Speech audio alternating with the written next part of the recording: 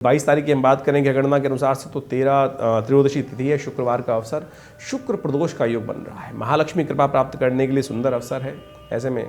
लेकिन चंद्रमा आपका खराब हो गया है। चंद्रमा आपके छठे भाव में जाकर एंजाइटी डिसऑर्डर दे सकता है, अन्य से स्वास्थ्य को खराब कर सकता है, अन्य से शत्रु पक्ष को हैवी कर सकता है। आप पर थोड़ा सा उनके मर्दन के लिए काम कर लेना चाहिए।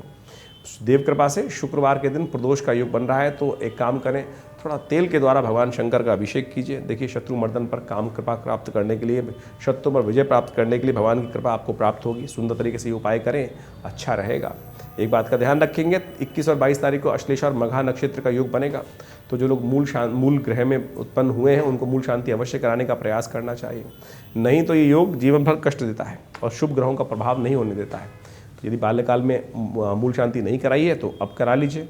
1000 मंत्र का जप होता है हर रोज़ करके भगवान शंकर के मंत्रों का, तो उससे मूल शांति सुंदर तरह से प्राप्त होने के योग बनते हैं। 27 दिन तक ये जप किया जाता है। 27 दिन बाद जब नक्षत्र घूम कर आएगा फिर इसके पूजा रूप से कर फिर करना चाहिए। कल्याण का योग बनता है, कष्ट दूर होते हैं। 23 मार्च की यदि हम बात करें तो उस दिन त्रयोदशी 2 घड़ी के लिए विद्यमान रहेगी। दिल्ली की बात करें तो शनिवार का अवसर रहेगा और ऐसे में ग्रह थोड़े से भारी दिखाई देते हैं। धन लाभ के योग तो बनते दिखाई दे रहे हैं, आने और जावन के दोनों के योग बन रहे हैं। चंद्रमा थोड़े खर्चे बढ़ा रहा है, अन्य स्थिति के खर्चे बढ़ने के योग देते हैं, लेकिन ग्रह स्थिति ऐसी है कि धन यदि आप लीकेज रोक पाए तो आपके लिए अच्छा रहेगा। ऐसे में शनि का उपाय अवश्य करें आप। शनिवार का दिन है, शनि जी का विशेष तौर पर पूजन करें, तेल का दान करें तो अच्छा रहेगा। आपकी राशि के अनुसार से एक काम और कर सकते हैं, ब्राह्मणों की सेवा कर सकते हैं और साथ साथ हनुमान जी का पाठ कर सकते हैं। ये सब उपाय कर आप शनि को अनुकूल करें, शनि को मनाएं, सदा सुख पाएं। 12वें भाव में मंगल के साथ शनि का योग चल रहा है, ग्रोथ तो देता है लेकिन धीरे धीरे काम होने के योग बनते दिखाई देते हैं। 24 मार्च को चतुर्दशी का योग, रविवार का अवसर और कन्या राशि में चंद्रमा का जो पदार्पण होगा ये आपके लिए अनुकूल रहेगा। केतु के साथ चंद्रमा का योग सप्तम भाव में बनेगा। सुबह थोड़ी हल्की दिखाई देती है, दोपहर को आपके मनोमस्तिष्क में परिवर्तन के योग बनेंगे, ये अच्छा रहेगा। सत्यनारायण व्रत करने का योग है, इससे सुंदर उपाय हो नहीं सकता है। पूर्णिमा शाम को आने के कारण से इस दिन होलिका का दहन भी होगा, तो सत्यनारायण व्रत भी करें और भगवान का पूजन कथा भी करें, उनके नाम का जप करें, ओम नमो नारायणाय इस मंत्र का पाठ करें, शुभ होगा। भद्रा है इस दिन, ध्यान रखिएगा, जो सुबह 9:55 से आरंभ होगी, करीब रात को 11:17 तक रहेगी। तो भद्रा के अंत में ही होली जलाने का प्रयास करना चाहिए। ये दिन बड़ा विशेष है होलिका का दहन का। तो ऐसे में कहा जाता है कि यदि जीवन में कष्ट में हम बहुत सारे चल रहे होते हैं, हमको पता नहीं चलता कष्ट किस प्रकार से, कई जो कष्ट हैं वो ग्रहजन्य होते हैं, लेकिन कई कष्ट जो होते हैं वो नज़र के भी दोष होते हैं। लोगों की नेगेटिव एनर्जी आपको परेशान कर देती है। तो ऐसे में हमें पता नहीं चलता है ग्रहों के कष्ट चल रहे हैं। तो यदि आपकी राशि के अनुसार से आप एक हल्दी की गांठ अपने सिर पे से वार कर अग्नि में प्रज्वलित कर दें, होलिका की अग्नि में, तो कहा जाता है कि पूरे वर्ष की जैसी भी कष्ट इत्यादि की नज़र है आपकी राशि के अनुसार से उपाय बता रहे हैं, अवश्य करने का प्रयास कीजिएगा होलिका की महारात्रि के अवसर पर। लेकिन होली जलाइएगा रात्रि में करीब 11:17 के बाद ही, क्योंकि उससे पहले भद्रा रहेगी, अन्यथा फिर दोष लग जाएगा। तो इस बात का ध्यान रखते हुए कार्य करना आपके लिए अच्छा रहेगा। 25 मार्च का दिन पूर्णिमा का अवसर है और साथ साथ सोमवार का अवसर है और ऐसे में उस दिन होलिका खिली जाती है। होलिका विशेष तौर पर धुलंडी का अवसर रहता है और साथ साथ इस दिन चंद्र ग्रहण भी पड़ रहा है और आपकी राशि के सप्तम भाव में बढ़ रहा है, आपके लिए थोड़ा सा भारी दिखाई देता है। ऐसे में जो कहा जाता है ग्रहण का प्रभाव जो है, जो बाकी ग्रहों की युति के साथ चल रहा है, वो विशेष तौर पर विस्फोटक है, क्योंकि शनि मंगल का टकराव, सूर्य राहु की युति और फिर चंद्र ग्रहण, तो जिन क्षेत्रों में ये दिखाई देगा वहाँ के लिए तो बहुत महत्वपूर्ण रहेगा और उनके लिए बचते हुए कार्य करने का प्रयास करना चाहिए। हम बताएंगे एक अलग से वीडियो बनाकर कि कौन से उपाय आपके लिए अच्छे रहेंगे। लेकिन ऐसे में आप एक बात और समझ लीजिए, इस दिन चंद्रमा का जन्मदिवस भी है। फागुन की पूर्णिमा पर चंद्र जयंती मानी जाती है और शाम के समय अवश्य चंद्रमा का उपाय कर लेना चाहिए, चंद्र को अर्घ्य देना चाहिए। आमतौर पर लोग रंग खेल के आते हैं फिर भूल जाते हैं, थके हारे होते हैं, तो ये जो चंद्रमा का जन्मदिवस है एक तरह से छुप के रह गया है। कहा जाता है अनुसुईया के गर्भ से विशेष तौर पर चंद्रमा का जन्म हुआ था उस दिन, इसलिए चंद्र जयंती मानी जाती है। तो ऐसे में शाम के समय जब चंद्रोदय हो तो उनको दूध का अर्घ्य दीजिए, उनका स्तवन कीजिए, गौ पूजन कीजिए।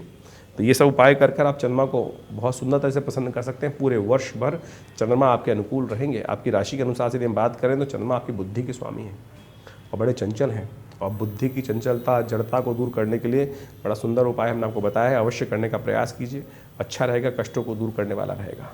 27 मार्च की यदि हम बात करें तो उस दिन द्वितीया तिथि, 26 मार्च की हम बात करें तो उस दिन चैत्र 26 मार्च की हम बात कर रहे हैं। 26 मार्च के दिन चैत्र कृष्णा प्रतिपदा तिथि है, मंगलवार का अवसर है, वसंत प्रतिपदा इस तिथि को कहा जाता है। ग्रह गणना के अनुसार से यदि समझ ले तो चंद्रमा आपके लिए अनुकूल दिखाई देते हैं, बड़े सुंदर ग्रह स्थिति योग बन रहे हैं, परिवर्तन का योग है, महत्वपूर्ण रहेगा आपके लिए और नई एनर्जी के साथ आप काम करने के योग बनाते दिखाई दे रहे हैं और आपके लिए अच्छा ग्रहों का योग बनता दिखाई दे रहा है। लेकिन एक बात का ध्यान रखना है आपको थोड़ा सा कि आपकी राशि के अनुसार से इस वक्त सूर्य आपकी एग्रेसिवनेस को बढ़ाते दिखाई दे रहे हैं। परोपकार, जितनी सेवा भाव से कार्य करेंगे वो अच्छा रहेगा। लोगों की सेवा करने का सुबह सुबह अवश्य कुछ न कुछ दान पुण्य करने का प्रयास किया कीजिए। अभी आने वाले कुछ दिनों में तो आपका इसका प्रभाव खुद मिलेगा। तो सुबह सुबह प्रदोष आप यदि सुबह से पुण्य कार्य का कोई ना कोई अवश्य कीजिएगा। परोपकार, जिस गरीब जन सेवा कर दीजिए, गौ सेवा कर दीजिए, किसी गरीब की सेवा कर दीजिए, ये अवश्य करने का प्रयास कीजिए। इससे आपके मनोमस्तिष्क में पॉजिटिविटी रहेगी। सूर्य एग्रेसिव हैं इस वक्त, अशांत करते दिखाई दे रहे हैं, तो उसको शांत करना सबसे ज़रूरी है। तो ये उपाय नोट कर लीजिए, अभी कुछ दिन लगातार ये उपाय आपको करने की ज़रूरत है, करते रहिएगा। एक बात का और ध्यान रखें, बुध परिवर्तन की तरफ जा रहे हैं इस समय।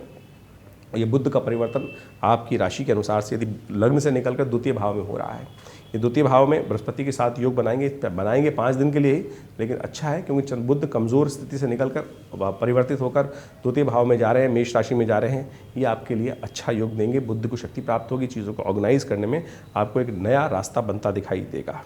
बात कर लेते हैं 28 मार्च की तृतीया तिथि है और साथ साथ बृहस्पतिवार का अवसर है। भद्रा का योग इस दिन विद्यमान रहेगा, जो करीब करीब सुबह सूर्योदय से लेकर करीब करीब शाम को 7 बजे तक रहेगा। नए प्रोजेक्ट्स में हाथ डालने से बचना चाहिए। भगवान गणेश का स्तवन करें सुबह सुबह, क्योंकि गणेश चतुर्थी का योग बन रहा है इस दिन। तो गणेश जी को पीले पुष्प अर्पित करें, उनके नामों का स्तवन करें। सुमुखश्च एकदंतश्च कपिलो गजकर्णकः लंबोदरश्च विकटो विघ्नाशो विनायका धूम्रकेतु गणाध्यक्षो बालचंद्रो गजानना द्वादशीतानि नामानि। ये मंत्र भगवान के गणेश के 12 नाम हैं।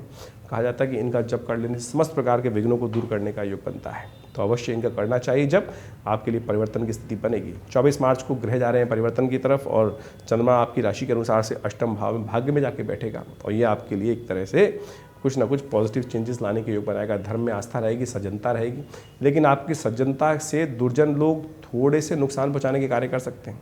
तो इतना सज्जनता रखिएगा, थोड़े अलर्ट रहिएगा, क्योंकि बुद्ध महाराज थोड़े से परिवर्तन की तरफ गए हैं, चीज़ों को ऑर्गेनाइज करते दिखाई दे रहे हैं, लेकिन दुर्जन जो हैं वो सज्जन को दबाने का प्रयास कर सकते हैं। तो ऐसे बुद्ध चंद्रमा जो है थोड़े शीर्ण हैं, चंद्रमा को शक्ति देने की आवश्यकता है। दूध का दान करें, भगवान शंकर का दूध से अभिषेक करें, ये उपाय आपके लिए अच्छा रहेगा। खीर का सेवन करें, गौ पूजन करें, ये बहुत सारे उपाय हमने आपको बताए हैं। कुछ कर अपने ग्रहों को जो शीर्ण अवस्था है ठीक कर आप आनंद और सुख प्राप्त कर सकते हैं।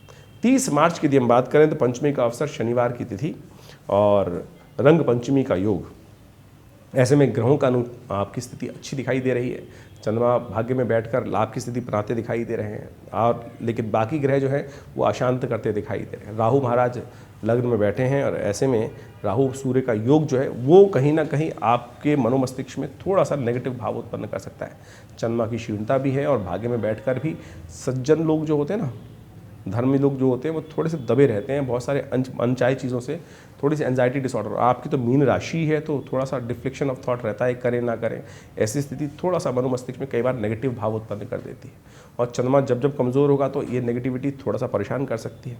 तो ऐसे में आपके लिए अच्छा है कि हनुमान जी का पूजन करें।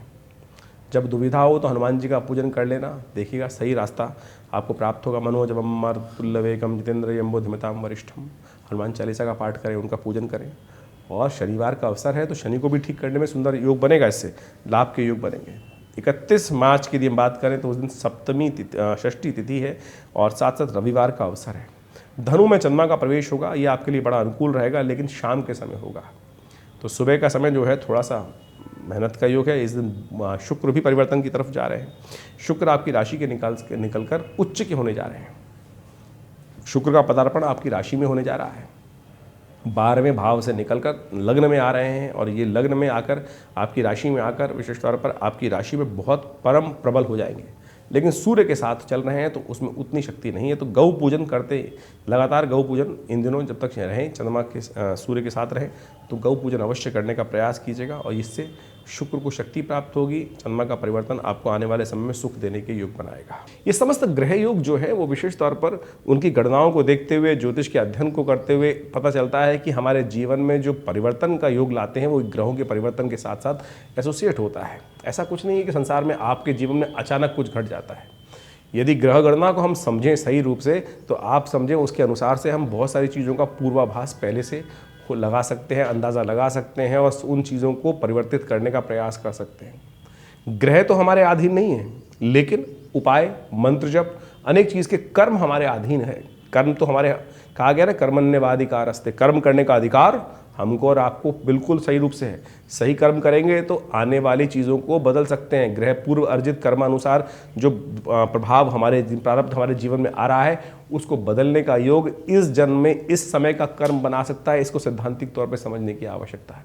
अब ज्योतिष का औचित्य कहाँ आता है? ज्योतिष का औचित्य वहाँ आता है कि हमको आभास तो हो कि हमारे प्रारब्ध में है क्या, हमने पूर्व अर्जित कर्म क्या किए हैं। तो ये चार्ट जो है जन्म पत्रिका आपके जन्म के अनुसार जो बनता है, वो बताता है आपके जीवन में हमने कौन से कर्म किए हैं, उसका प्रभाव लेकर क्या निष्कर्ष हमारे जीवन में हमारे इस जन्म में हमको प्राप्त होने के योग है।